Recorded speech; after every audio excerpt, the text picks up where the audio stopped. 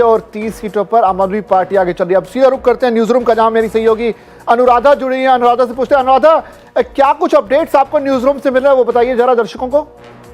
जी बिल्कुल, जैसा कि हम लोग देख रहे हैं कि सुबह 8 बजे से ही मतों की गणना शुरू हो चुकी है। दिल्ली की 70 विधानसभा सीटों पर सुबह 8 बजे से वोटों की काउंटिंग जारी है और जो शुरुआती रुझान सामने आए हैं वो बीजेपी को बड़ी खुशखबरी देते हुए नजर आ रहे हैं। जो शुरुआती रुझान है उसमें केजरीवाल को बड़ा झटका लगता हुआ यहाँ पर नजर आ रहा है। अभी तक के जो आंकड़े हमारे पास सामने आए हैं उसमें बीजेपी ने बहुमत का आंकड़ा पार कर लिया है।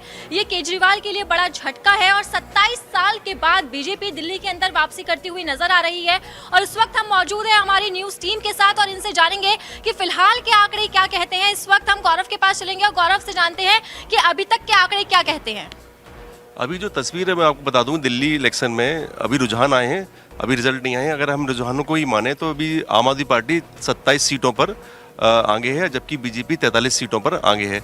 तो अभी ये जो स्थिति बनी है ये क्लियर मैसेज है कि भारतीय जनता पार्टी एक बड़ी जीत की ओर रुझानों में जाती हुई दिखाई दे रही है। और इसके लिए गौरव, जो आंकड़ा आ रहा है उसके अंदर बीजेपी ने मैजिक फिगर पार कर लिया है।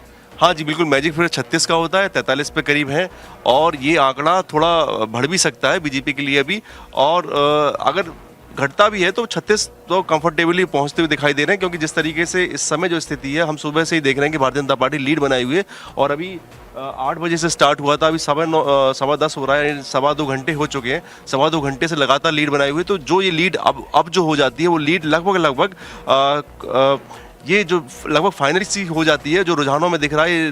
हालांकि सिर्फ रुझान है अभी, लेकिन हमें मुझे लगता है ये रिजल्ट में कन्वर्ट होंगे। जो गौरव, जिस तरीके से हमने एग्जिट पोल देखे, तमाम जो 12 एग्जिट पोल हमारे सामने आए उसमें से सिर्फ 2 एग्जिट पोल को अगर हटा दे तो बाकी के एग्जिट पोल ने बीजेपी को बढ़त दिखाई थी।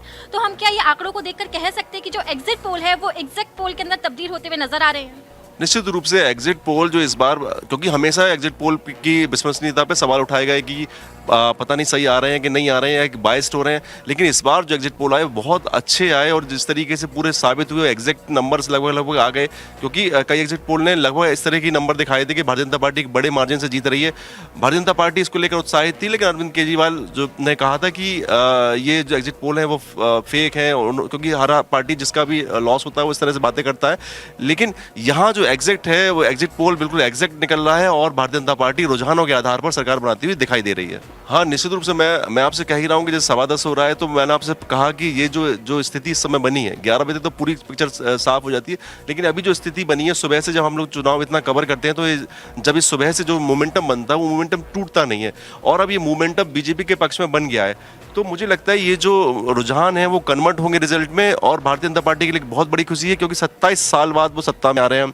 सुषमा स्वराज 1998 में भारतीय जनता पार्टी की सीएम थी और उसके बाद 15 साल शीला दीक्षित की सरकार रही कांग्रेस के शासन में। उसके बाद फिर अरविंद केजरीवाल आए, एक पार्टी निकली जो एक आंदोलन से निकली भ्रष्टाचार के खिलाफ, और उस पार्टी ने, आम आदमी पार्टी खड़ी हुई, उस आम आदमी पार्टी ने सत्ता हासिल की और 12 साल से वो लगभग सत्ता में है। पहले अरविंद केजरीवाल सत्ता में रहे, उसके बाद फिर चूंकि भ्रष्टाचार के आरोप लगे उसके कारण अरविंद केजरीवाल को जेल जाना पड़ा और उन्हें पद भी छोड़ना पड़ा और आतिशी इस समय सीएम की भूमिका में है आम आदमी पार्टी की ओर से। तो ये भारतीय जनता पार्टी के लिए एक बहुत बड़ा है और मैं इसको अगर दूसरे तरीके से कहूँ तो अभी वैलेंटाइन वीक चल रहा है और आजकल युवा भी बहुत इंटरेस्ट लेते हैं। तो मैं इसको बताना चाहूँ कि कल रोज डे था और आज लोटस डे हो गया भारतीय जनता पार्टी के लिए, और लोटस डे के साथ साथ आज प्रपोज डे है। तो जो प्रपोज डे है वो मैं कह रहा हूँ कि भारतीय जनता पार्टी को जो मैंडेट मिलेगा, अब इसको राज्यपाल को जाके प्रपोज करेंगे कि साहब हम सरकार बनाने की स्थिति में हैं, आप हमें यहाँ पर हमारा सीएम बनने दीजिए, हमारी सरकार को यहाँ से, यानी अब यहाँ पर भाजपा में दिल्ली में कमल खिल चुका है और भाजपा राज होगा। जी बिल्कुल गौरव, इस बार तो वैलेंटाइन हमें बीजेपी का ही बनता नजर आ रहा है। जनता ने उन पर बेशुमार प्यार लुटाया है और जो आंकड़े अभी सामने आ रहे हैं उसमें बीजेपी ने बहुमत का आंकड़ा जो है वो पार कर लिया है। यहाँ मैं आपसे जानना चाहूंगी वो ऐसा कौन सा फैक्टर रहा कि 27 साल के बाद बीजेपी ने सत्ता में वापसी की है? देखिए, जब इतनी बड़ी जीत मिलती है, आपको इतना बड़ा जो मैंडेट मिलता है, तो उसमें एक कारण ही बहुत से कारण होते हैं।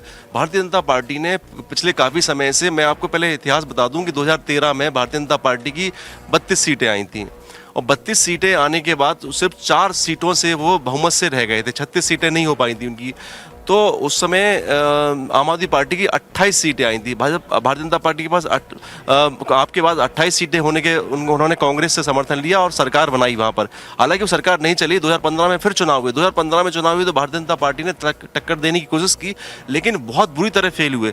उस समय हालत ये होगी, भारतीय जनता पार्टी की सिर्फ 3 सीटें आई और 67 सीटें आम आदमी पार्टी का एकदम सुनामी आई उस समय। और इसलिए भी ये बहुत इंपॉर्टेंट होता था भारतीय जनता पार्टी के लिए, क्योंकि भाई नरेंद्र मोदी जैसा चेहरा आपके पास है, पीएम है, वो लगातार यहाँ से जीत रहे हैं और सांसद की सारी सीटें जीतते हैं, लेकिन वहीं पर विधानसभा में फेल हो जाते हैं।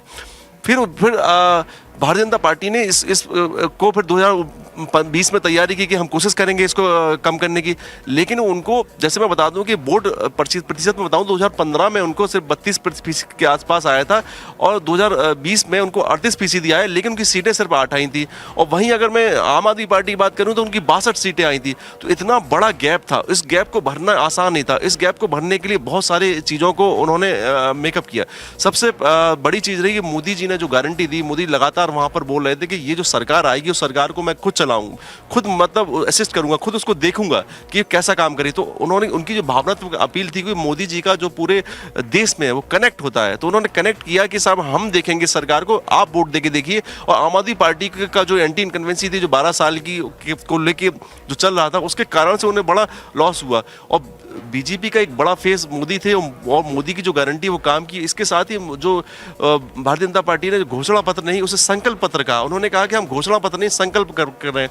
संकल्प पत्र में उन्होंने कहा कि महिलाओं को 2500 रुपये देंगे। इसके साथ ही उन्होंने कहा कि हम आदिवासी पिछड़े 1000 रुपये की छात्रों को छात्रवृत्ति देंगे, जो स्कॉलरशिप देंगे। इसके साथ उन्होंने जो वादे किए कि भाई हम 10 लाख रुपए का इलाज आपको फ्री करेंगे। इसके साथ उन्होंने जो टेक्सटाइल वर्कर और गिग वर्कर्स थे उनको कहा कि आपको भी हम 10 लाख रुपए का बीमा करेंगे। तो ये जो चीज़ें बहुत अच्छी तरह से कनेक्ट की और पूरा संगठन बूथ लेवल पर बड़ी अच्छी तरीके से इस बार तैयारी की गई।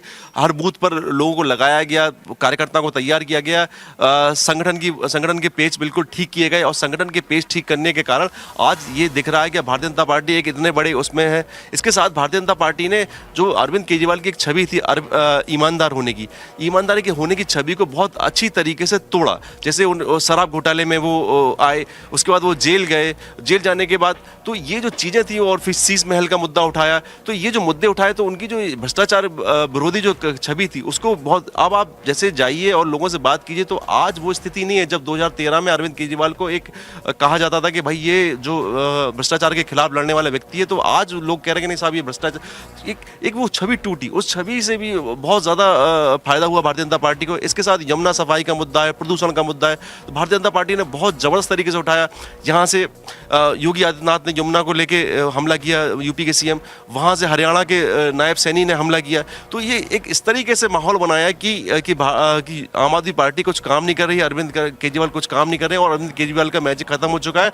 जबकि गौरव यहाँ पर कह सकते हैं कि बीजेपी की चौतरफा घेराबंदी के अंदर केजरीवाल फंसते हुए नजर आए और जो आंकड़े हैं वो ये साबित करते हैं कि बीजेपी ने अब बहुमत का आंकड़ा पार कर लिया है और इस बार दिल्ली के अंदर कमल खिलता हुआ नजर आता है।